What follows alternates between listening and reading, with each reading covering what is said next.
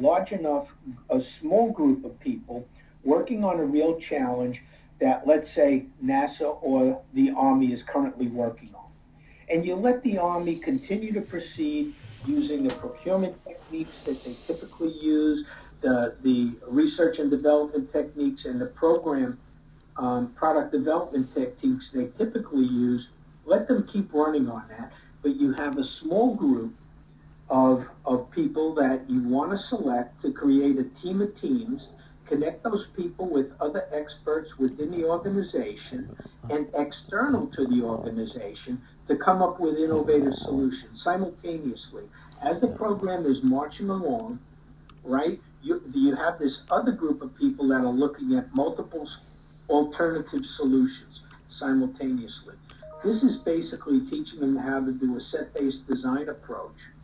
And I think what you're going to see, just like I've seen this happen at least 3 or 4 times in my lifetime working on projects for NASA, that the team that you have working offline is going to come up with solutions to problems that the mainstream team is going to encounter further down the road, and they don't even know it. And this other team doing things a totally different way is going to save their ass. And by doing this over and over again, you are creating a culture of people that think differently and are proving these product development strategies over and over again, so that sooner or later, you get the people higher up in the organization to understand how this process happens and understand the benefit of doing this. It's not a cost. It's basically an investment. It's an investment of you saving your ass downstream when you know you're going to have problems with this new jet fighter or this new tank because you selected a design way too early and you had a lot of knowledge gaps. And so you have to show them by prototyping the methodology in parallel to a real program. It can't be in the critical path, right? Because then people are going to say, you're going to blame this on that project failing. That's what I would do. I would pick a problem that they have. I would develop this idea, create the online learning, and create the network, and show them. That's what I tried to do with NASA. If you can get the funding, I'll help you do it. So Charlie, can you sort of quantify in terms of, let's say, dollar terms, how much would that parallel process usually cost from your experience? I don't think it would cost a whole hell of a lot. I would say a couple of $1 million for us to develop a prototype course and run it. And this is also the cost of the people and the resources that you'd be using within the military, just like within NASA. I think when I looked at NASA, doing this at NASA, and talking about, a number of people in those bodies and what percentage of them they'd be working on this problem and connecting with university students, I think I had numbers of around like $3 million for 3 years. And okay, got it. Yeah, but that's just a wild ass guess, guys. I mean, we would have to sit down and really scratch our heads and think about, because this is a prototype, right? This program that we're developing would just be a prototype. And we try to get it in place and get it up and running, and then we'd maybe try it out the first year, and then we'd learn from it, and then we'd seriously roll it out in a larger scale the second year. So Charlie, you said $3 million in 3 years. That was your approximation? That's what I think. I think if we have a sustained effort. And so I could tell you exactly how I would do this, because it's exactly, and I would do this with multiple universities, right? And this is where the Epic Challenge program comes in. This is why I started a nonprofit, because I really think these challenges that we have are going to be the things that keep kids interested in STEM, and we could get them early on. And so I could show you multiple examples of how I wanted to roll this out at NASA, and actually I'm starting to do this with companies now. And I think I have Adidas is ready to sign on. I'm going to talk with them tomorrow. But I think Bala, if you have me come out there, we could sit down and I could give a presentation on how this would work to you and maybe a couple of the faculty there. And let me see, Bharat, you're still in New York, right? Yes, I am. They're thinking of getting me to teach another course at NYU. I don't know if you still teach at NYU. They're thinking of having me teach another course in ethics, but I'd love to do something with NYU. Yeah, absolutely. I'll keep that in mind, and I will let you know. I mean, do let me know when you're in New York next, so we can at least catch up.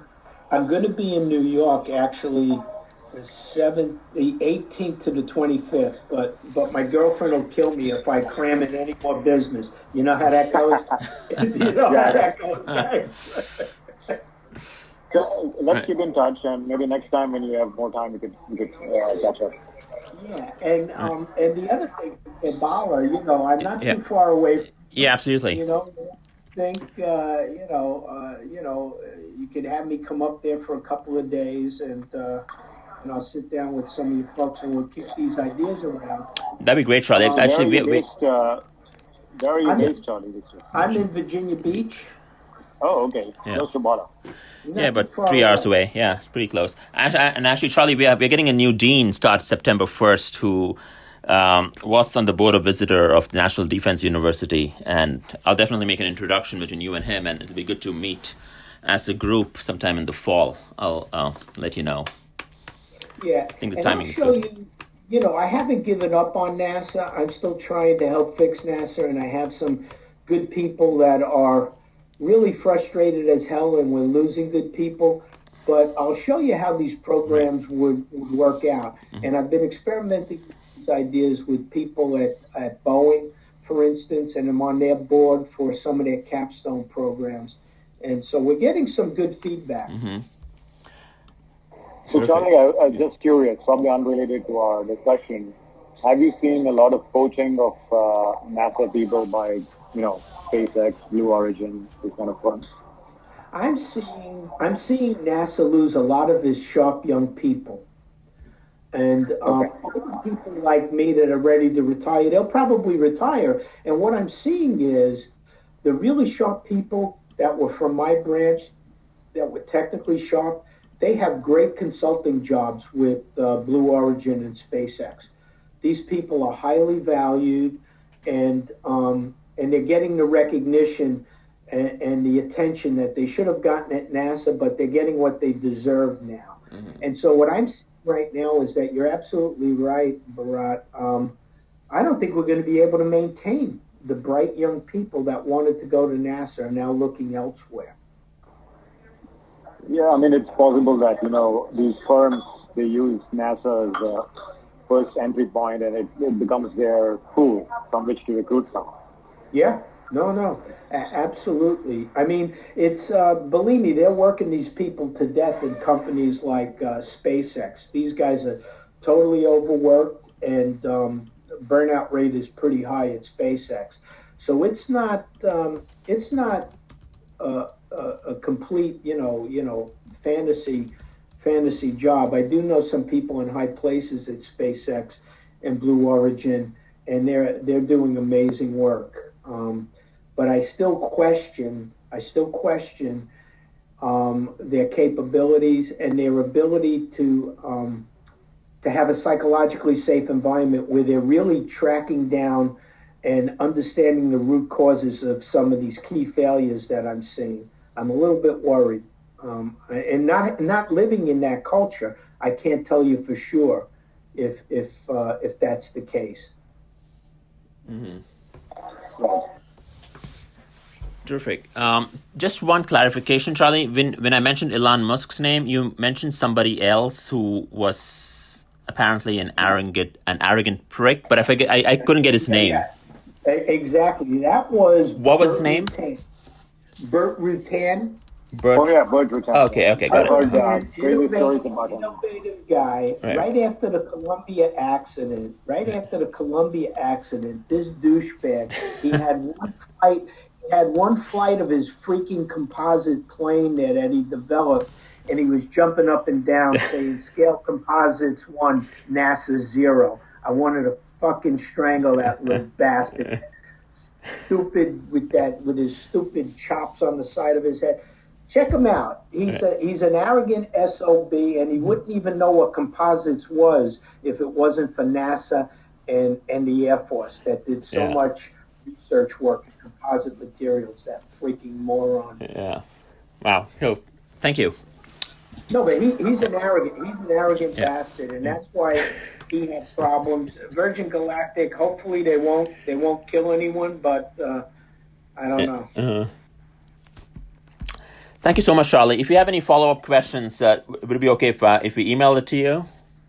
Yeah, sure. Yeah. Sure. Excellent. And look forward to meeting you in the fall. I'll set something up. Yep. All right, Charlie. Good talking to you again, and take care. Thanks again, Charlie. All right. Take care. All right. Bye. Okay, bye.